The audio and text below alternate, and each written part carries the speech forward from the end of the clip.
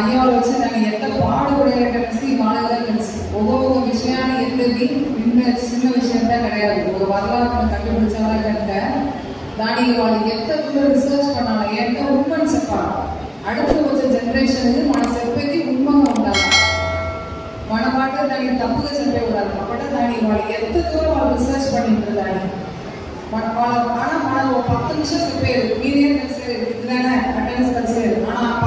ఒక 20 నిమిషాలు వాళ్ళు మాట్లాడాలంటే ఆ வரலாறுతో వాళ్ళు கிட்டத்தட்ட 25 வருஷம் వాళ్ళు దాన్ని రీసెర్చ్ பண்ணணும்.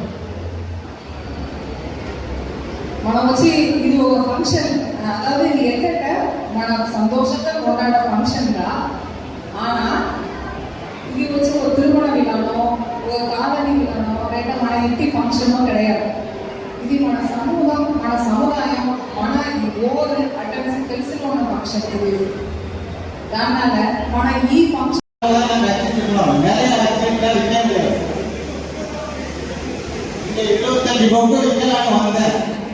இங்கே ஒருத்தரை கெஞ்சி கேட்டு ஒரு புக்கு வாங்கினாங்க, சேகர் ஒன்று வாங்கினாங்க.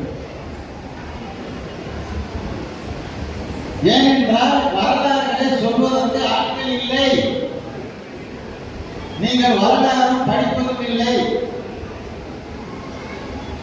அதனால நான் பேராசிரியராக இருந்த காரணத்தினால நாம் படித்ததை நாம் தேடியதை அச்சிட்டு வெளியிட்டுள்ளோம். அது ஏதோ ஒரு காலத்தில் யாருக்காக பயன்படும். அதே மாதிரி நம்ம விஜயநகர பேரரசு, நம்மெல்லாம் விஜயநகர பேரரசுடைய பிரஜை யாராங்கிறா? நாங்கெல்லாம் விஜயநகரத்து பேரரசின் பிரஜைகள்.